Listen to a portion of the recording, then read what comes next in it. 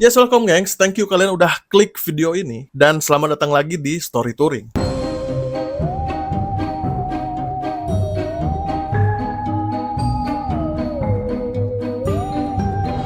Kali ini kita bakalan pergi ke Jepang di tahun 2000-an.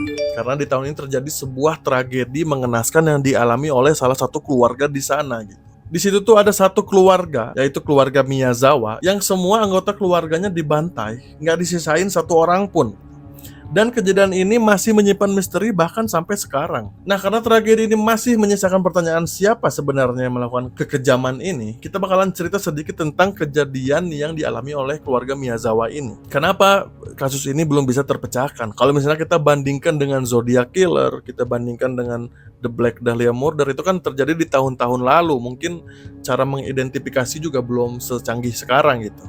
Sedangkan si keluarga Miyazawa ini terjadinya di tahun 2000-an, gengs. Masa polisi masih belum bisa nemuin? Jadi gimana kronologinya dan kenapa polisi menemukan jalan buntu di kasus ini, kita bakalan cerita sedikit. Buat kamu yang belum tahu cerita ini, kamu wajib nonton video ini sampai akhir, gengs. Jadi nggak usah berlama-lama lagi, enjoy di video guys, ini dia ceritanya. Jepang yang sekarang dikenal sebagai salah satu negara yang paling aman di dunia. Menurut World Population Review, pada tahun 2024, Jepang menduduki posisi ke-9 sebagai negara yang aman gitu. Bahkan di Asia, cuma Jepang dan Singapura yang masuk 10 negara teraman gitu, 10 besar. Tapi di balik itu bukan berarti Jepang nggak punya masa lalu yang kelam, gengs. Apalagi dengan hal-hal yang berkaitan dengan kriminal. Apalagi tentang pembunuhan. Nah, di video ini, aku akan cerita tentang salah satu tragedi pembunuhan fenomenal yang terjadi di sana. Kejadian ini menimpa salah satu keluarga yang terdiri dari 4 orang. Ada ayah, ibu, dan 2 anaknya yang masih kecil-kecil lagi ya. Sepasang suami istri yang sang ayah bernama Mikio, 44 tahun, dan juga istrinya yang bernama Yasuko berusia 41 tahun. Mereka memiliki 2 orang anak yang bernama Nina dan Rei. Nina berusia 8 tahun dan Rei ini masih berusia 6 tahun. Nah, kasus keluarga Miyazawa ini jadi berita utama di media Jepang waktu itu dan menjadi sorotan internasional. Dikutip dari Asahi Shimbun dan Japan Today, pembunuhan itu diketahui oleh mertua Mikio, Asahi Geino, saat mendatangi rumah anak dan menantunya pada tanggal 31 Desember tahun 2000, sekitar pukul 10 pagi itu waktu Tokyo. So gengs, kita perkenalan dulu lah dengan keluarga Miyazawa ini ya. Jadi keluarga Miyazawa ini adalah keluarga yang harmonis. Mereka tinggal di salah satu daerah di Jepang, yaitu daerah Kamiso Shigaya di Setagaya, Tokyo. Nah, di Kamiso Shigaya ini tadinya dihuni oleh ratusan rumah gitu. Tapi seiring waktu berjalan, satu persatu penduduk di sana meninggalkan daerah ini dan pergi ke tempat lain. Di sini menyisakan 4 rumah di tahun 2000. Salah satunya adalah rumah Mikio, rumah mertua dan kakak iparnya, serta 2 tetangga lain. Memang kawasan ini rencananya akan digusur ya untuk proyek perluasan lahan Taman Soshigaya oleh pemerintah Tokyo. Nah, Mikio ini sebenarnya sempat ada rencana buat pindah juga dari sana gitu pada bulan Maret tahun 2011. Tapi dia mengurungkan niatnya karena dia khawatir anak-anaknya itu sulit buat beradaptasi di tempat yang baru, terutama buat Rei yang punya keterbatasan. Dan juga kalau misalnya dia pergi, kasihan Asahi Genio, mertuanya yang tinggal sendiri karena kakak iparnya lagi di luar negeri. Tapi gengs, karena pengurungan niat pindah itulah yang jadi malapetaka buat si Mikio dan keluarga ya. Gara-gara itulah keharmonisan bisa berubah menjadi tragedi yang nggak bisa dibayangin. Nah, pada tanggal 31 Desember tahun 2000, Asahi yang merupakan mertua dari Mikio beberapa kali nelpon Yasuko gitu, anaknya. Nah, karena nggak diangkat terus, nenek Asahi ini memutuskan buat nyamperin langsung aja deh ke rumahnya gitu. Secara kan mereka tetangga, dekat. Dan di sini ceritanya Asahi juga mempunyai akses buat masuk ke dalam rumahnya gitu. Nggak tahu gimana, mungkin udah dibikinin kunci cadangan yang tujuannya biar gampang kalau misalnya si Asahi ini mau masuk ke rumah mereka. Nggak usah ketok-ketok lagi. Nah, tapi pagi itu setelah masuk ke dalam rumahnya, Asahi langsung menjerit sejadi-jadinya, gengs. Soalnya baru masuk aja dia udah diliatin sama pemandangan yang mengerikan. Di situ Asahi melihat menantunya, Mikio Miyazawa, yang tergeletak di ruang utama lantai 1 dengan kondisi udah berlumuran cairan merah. Di sini Asahi langsung memanggil Yasuko dan kedua cucunya gitu, nyari-nyari sambil berjalan menyusuri semua ruangan. Tapi Yasuko, Nina, dan juga Rei itu nggak nyaut pas dipanggil-panggil. Nggak ada respon sedikit pun. Akhirnya nenek Asahi mutusin buat nyari ke lantai 2 dua. Disinilah jantungnya kayak berhenti sesaat dan juga tubuhnya tuh langsung membeku gitu gengs. Karena yang dia lihat adalah anak dan kedua cucunya yang udah nggak bernyawa, tergeletak dan juga berlumuran cairan merah. Nah, jeritan nenek Asahi ini membuat salah satu orang di dekat sana yang juga merupakan kerabat keluarga ini gitu ya, kolega, langsung nyamperin si nenek Asahi. Karena di sini nggak diceritain sih identitas yang nyamperin itu siapa ya. Kita panggil aja Ucup deh. Jadi si Ucup ini yang kaget ngelihat apa yang terjadi di rumahnya Mikio, langsung nyamperin telepon buat nelpon polisi tentunya. Nah, singkat cerita, nggak lama kemudian polisi datang satu persatu ke rumahnya Mikio. Otomatis di sini polisi langsung melakukan sesuai SOP-nya gitu ya. Mereka masang garis polisi dan juga melakukan olah tempat kejadian perkara. Tim forensik juga berdatangan buat melakukan penyelidikan.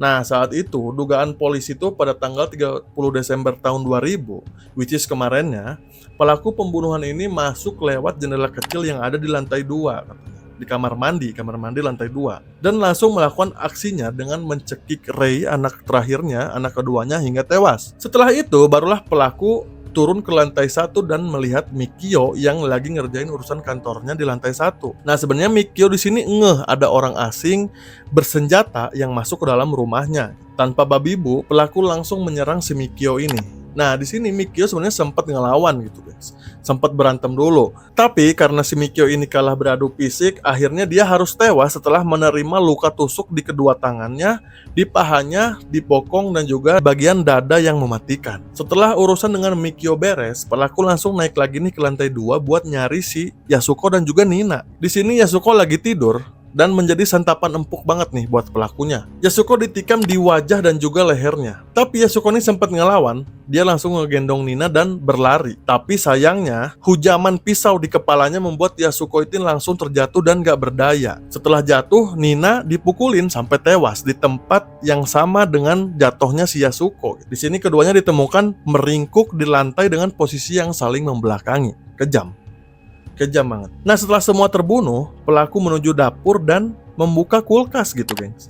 Ngambil beberapa cup ice cream buat dimakan. Terus si pelaku ini juga membuat teh anget sambil ngebalut luka di tangannya yang tersayat akibat pisau patah yang dia pakai buat ngebunuh keluarga Miyazawa tadi. Pelaku di sini juga melakukan perampokan. Lemari dan laci yang ada di lantai 1 dan 2 tuh diobrak-abrik dan mengambil isinya, termasuk uang 150.000 yen, waktu itu setara dengan 1.500 dolar Amerika. Berarti kalau seorang dirupiahkan ya sekitar 25 jutaan kali ya, kurang lebih. Ya 25 jutaan di tahun 2000 cukup banyak. Pelaku diduga masih ada di rumah pas jam 1 malam, waktu sekitar. Karena pada jam tersebut pelaku sempat buka komputernya si Mikio katanya. Di sini pelaku sempat berselancar di internet dan juga bikin folder di komputer itu. Barulah sekitar setengah 2 dini hari, pelaku diduga meninggalkan rumah Miyazawa dengan meninggalkan jejak sepatu di dalam dan juga di luar rumah. Dia ninggalin tas pinggang, baju sweater, dan juga pisau yang patah. Nah, gara-gara itulah penyelidikan kasus ini difokuskan ke pakaian, aksesoris, dan juga senjata pembunuhan. Bukti-bukti lain ya dijadikan bukti tambahan aja buat ngebantu kasus ini biar beres. Penyelidikan mengatakan kalau misalnya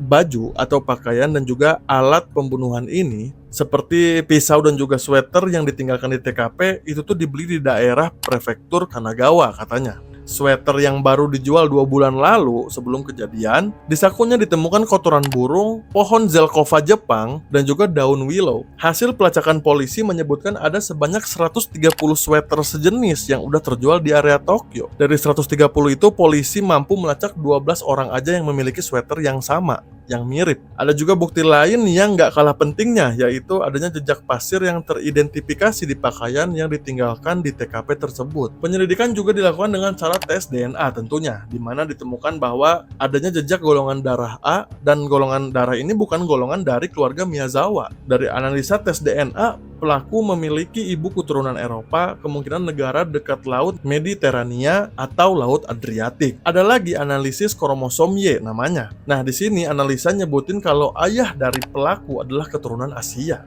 di mana di DNA tersebut dapat ditemukan pada 1 dari 4 hingga 5 orang Korea, 1 dari 10 orang Cina, dan 1 dari 13 orang Jepang. Pelaku juga diduga memiliki tinggi badan sekitar 170 cm dan berbadan kurus. Ada temuan terbaru sih yang menarik, yaitu diduga salah satu pelaku adalah seorang pria yang berasal dari Korea Selatan yang kita sebut sebagai K. Sementara itu, Ichihashi menyebutkan dalam bukunya yang berjudul Kasus Pembunuhan Keluarga Setagaya pada tanggal 5 Desember tahun 2015 bahwa pelaku lainnya dari kasus ini adalah berinisial R. Nah, Ichihashi ini adalah seorang mantan jurnalis investigasi berpengalaman dari Mainichi Shimbun. Dia juga menyebutkan kalau partikel pasir yang ditemukan di TKP adalah partikel yang ditelusuri ke provinsi Gyeonggi, Korea Selatan. Dia menduga kalau pelaku memiliki motif uang gitu, karena pelaku tahu tentang warga Kamisoshigaya yang menerima uang ganti penggusuran. Pelaku yang diduga berinisial K ini memberikan perintah terhadap R untuk melakukan eksekusi dan juga merampok harta keluarga itu. Ichihashi juga ngeklaim kalau dia udah ngelakuin kontak sama si R yang digambarkan sebagai mantan militer Korea Selatan. Dia juga bilang kalau udah dapat sidik jari dari si R ini. Tapi sayangnya buku itu masih jadi teka-teki misteri yang hanya dugaan-dugaan aja gitu, nggak mampu buat mengidentifikasi siapa sebenarnya pelaku di balik pembantaian ini. Nah, walaupun udah dilakuin berbagai penyelidikan sampai melibatkan sekitar 280.000 petugas kepolisian dan juga menerima lebih dari 16.000 informasi dari publik, tapi tetap aja pelaku nggak bisa diidentifikasi atau ditangkap sampai sekarang. Juru bicara kepolisian Tokyo menyatakan kalau nggak akan nyerah buat mengungkap kasus ini katanya. Mereka juga sempat memberikan sayembara dan memberikan hadiah sekitar 20 juta yen buat siapa aja yang bisa memberikan informasi yang mengarah langsung ke penangkapan pelaku kasus ini. Saking buntunya mungkin ya. So, gimana gengs menurut kalian tentang kasus ini? Apakah benar sesuai buku yang ditulis oleh si Ichihashi yang mengatakan kalau pelakunya tuh ada dua gitu, berinisial K dan juga R? Atau bisa jadi mungkin orang-orang terdekatnya keluarga Miyazawa sendiri bahkan. Kalian kalau misalnya punya pandangan lain langsung aja tulis di kolom komentar. Jadi gengs, itu dia perjalanan kita di Jepang pada tahun 2000, menceritakan tentang kasus yang menggegerkan dunia. Like, share, dan subscribe tentunya biar channel ini semakin semangat buat berkembang. Semoga video tadi bisa nambahin sedikit informasi buat kalian, meskipun cuma 0,1% dari banyaknya informasi yang ada di dunia ini. See you on the next guys. Ciao.